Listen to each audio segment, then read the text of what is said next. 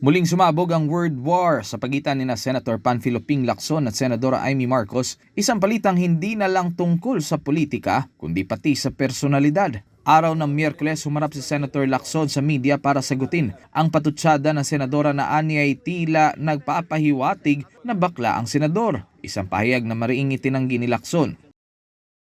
Lalong hindi ako bakla. At kung iniisip ni Senator Amy na bakla ako, wala siyang maaaring makita na macho dito sa mundo. Pangalawa, or anyway, please don't get me wrong, I have nothing against homosexuals. It is their choice and I respect them.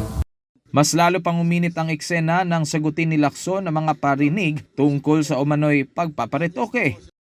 Una, hindi po peluka ang aking buhok. Idugtong ko na rin na walang peke sa mukha ko. Hindi rin pustiso ang ngipin ko. My teeth are all mine. Ulitin ko, walang peke sa anumang bahagi ng aking mukha. Hindi naman nagpahuli si Senadora Amy Marcos. Sa isang Facebook post, iginit niyang wala siyang sinabing bakla si Lacson at binigyang diin ang kalayaan ng bawat isa sa kung anong gustong gawin sa sarili. Sa kanyang post, sinabi ng senadora na desisyon ng tao kung ano ang gagawin sa sarili niya, kabilang ang kung sisirain ang sariling mukha, pangalan at dignidad. Pero aniya, parehas itong nagtatanong ng magkano. Sa parehong press conference, sinagot din ni Lacson ang aligasyon na pinipigilan umano ang ilang mambabatas na magtanong sa pagdinig ng Senate Blue Ribbon Committee, partikular sa investigasyon sa mga flood control projects.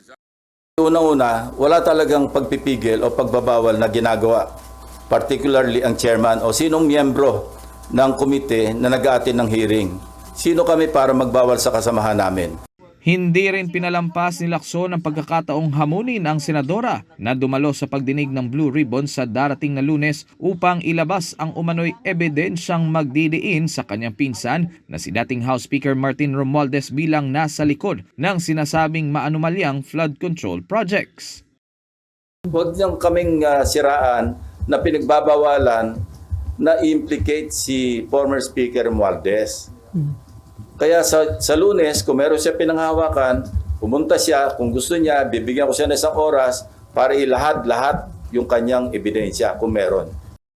Sa halip na magtapos sa sesyon ng budget, patuloy ang bangayan ni Ping at Amy mula sa parinigan, patutsada hanggang sa hamon na harapin ang isa't isa sa pagdinig ng Senado. Sa Lunes, malalaman kung salita lang ba ang lahat o kung may ebidensyang magpapaigting pa sa isa sa pinakamaingay na banggaan sa politika ngayong 2026. Para sa Diyos at sa Pilipinas kong mahal, Carlo de la Peña, SMNI News.